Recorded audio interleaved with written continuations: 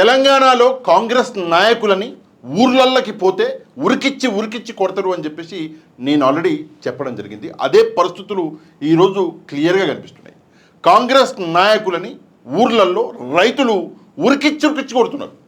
ఇది సంఘటన నిన్న జరిగింది. ఇక్కడ మనం చూసుకుంటే ఎక్కడ జరిగింది అంటే పెద్దపల్లి జిల్లాలో ఈ సంఘటన అనేది జరిగింది. పెద్దపల్లి జిల్లాలో కాంగ్రెస్ నాయకుడిని చితకబాదిన రైతులు అని చెప్పేసి ఇక్కడ తెలుగు స్క్రైబ్లో క్లియర్గా రాయడం జరిగింది. ఊకే ఉండకుండా పోయి గెలుక్కున్నాడు, చితకబాదేశారు రైతులు. ఇక నిమ్మనపల్లి ఐకేపీ సెంటర్లో సన్న ఓట్లు కొనడం లేదని రోడ్డుపై కూర్చొని ధర్నా చేస్తున్న రైతులు. జనరల్గా ధర్నా చేసే హక్కు ప్రతి ఒక్కరికి ఉంది. రైతులు కూడా రోడ్డు మీద కూర్చొని సన్న బియ్యం అన్నారు, సన్న ఓట్లు మేము పండిస్తే కొనటం లేదయా అని చెప్పేసి ధర్నా చేస్తుంటే ఆడెవడో పనికి మాలిన పోరంబోకు ఇక్కడ ఉంది అటుగా వెళ్తూ ధర్నా చేస్తున్న రైతులని బూతులు తిట్టిన కాంగ్రెస్ నాయకుడు అట్లా కుమార్ అంట. ఓడమ్మ జీవితం ఊకే పోకుండా ఈపు వాసేటట్టు కొట్టించుకుని పోయాడు.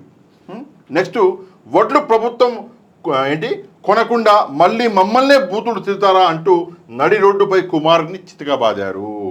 అసలు ఈ కుమార్ అనేటోడు ఏం మాట్లాడిండు ఒక్కసారి మీరు వింటే మీకు కూడా కోపం వస్తుంది. అసలు ముందుగా వినండి.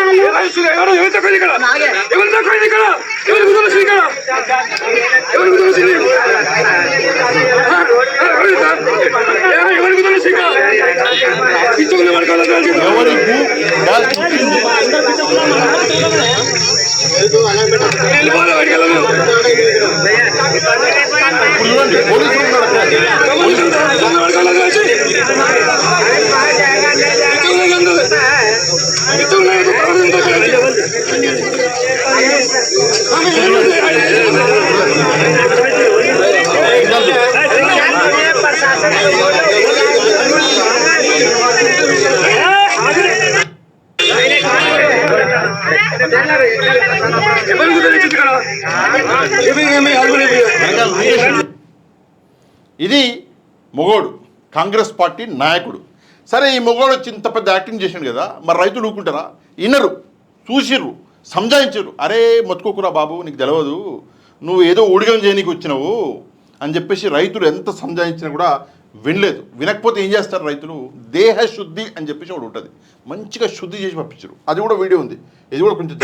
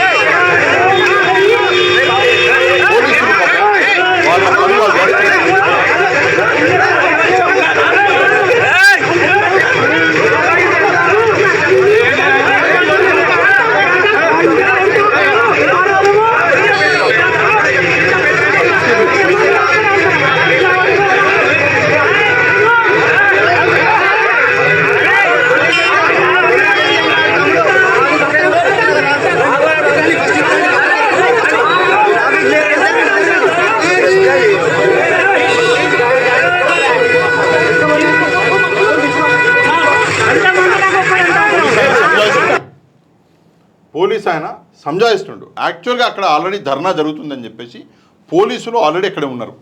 ఉంటే వీడెవడో హీరో పోత మధ్యలో ఆగి కాంగ్రెస్ పార్టీ వాడు లీడర్ అంట, కాంగ్రెస్ పార్టీ నాయకుడు అంట, కుమార్ అంట పేరు, అట్ల కుమార్, మొత్తం అట్లు తినిపోయాడు.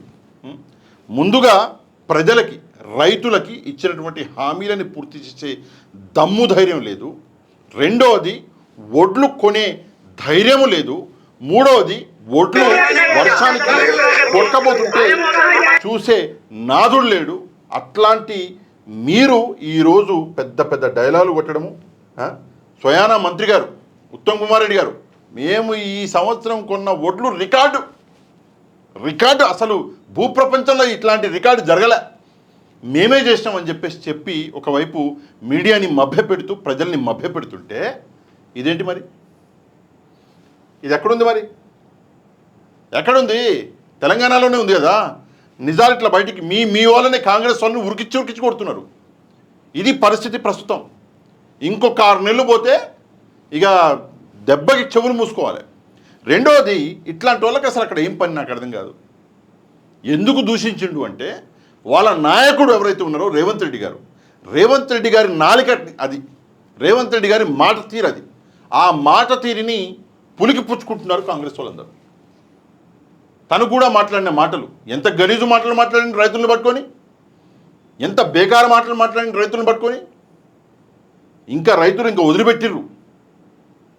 ఇంకా ఇటు నల్గొండ సైడు ఈ సైడ్ అయితేనేమో ఇక పూర్తిగా ఏం లేదు, ఉల్టా అజ్జేద్దురు, కాళ్ళు కట్టేసి పైకి లేపుదురు చెట్టుకి. ఇట్లాంటి పరిస్థితులు ఉన్నాయి ప్రస్తుతం కాంగ్రెస్ పార్టీ తెలంగాణలో. ఇంతకంటే హీనంగా ఉన్నాయి పరిస్థితులు ప్రస్తుతం కాంగ్రెస్ పార్టీ తెలంగాణలో. రైతులు ఓటు వేస్తే గెలిచింది కాంగ్రెస్ పార్టీ, అందులో ఎట్లాంటి సందేహం లేదు. రైతులే గెలిపించారు కాంగ్రెస్ పార్టీని. ఎందుకంటే కాంగ్రెస్ పార్టీ హైదరాబాద్ దగ్గర పట్ల గెలవలే, ఎక్కడ మొత్తం గెలిచింది జిల్లాలలోనే ఉన్నటువంటి రైతులు కాంగ్రెస్ పార్టీని గెలిపించారు.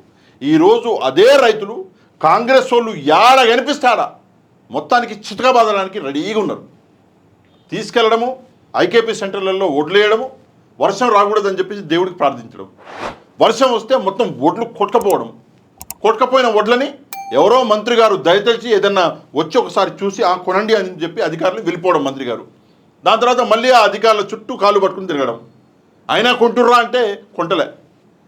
ఇంకా మా సన్న ఓట్లు పండించండి అని చెప్పేసి నువ్వే చెప్పి సన్న ఓట్లు తీసుకొచ్చి ఐకేపీ సెంటర్లు ఇస్తే ఈరోజు దిక్కు దుకాణం లేకుండా ఈరోజు పరిస్థితులు ఇంత దారుణంగా మారినాయి. ప్రజలు తిరగబడుతున్నారు, రైతులు తిరగబడుతున్నారు, కాంగ్రెస్ పార్టీ నాయకుల్ని చితకబాదుతున్నారు. ఇప్పటికైనా లేవండి, లేకపోతే ప్రజలే లేపుతారు. ప్రజలు ఒక్కసారి లేపితే ఇక పరిస్థితులు ఎట్లుంటాయో ఒక్కసారి ఆలోచించండి. నెక్స్ట్ రేవంత్ రెడ్డి గారు ఎమ్మెల్యేగా కూడా పోటీ చేయలేని పరిస్థితులు తెలంగాణలో ఉంటాయి.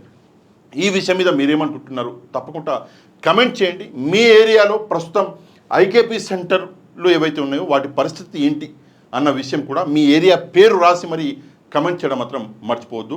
ఈ వీడియోని ఒక లైక్ అండ్ షేర్ చేయండి. లైక్ అండ్ షేర్ చేస్తే వీడియో అనేది ఆటోమేటిక్గా వైరల్ అవుతుంది, ప్రజలకు నిజాలు తెలుస్తాయి.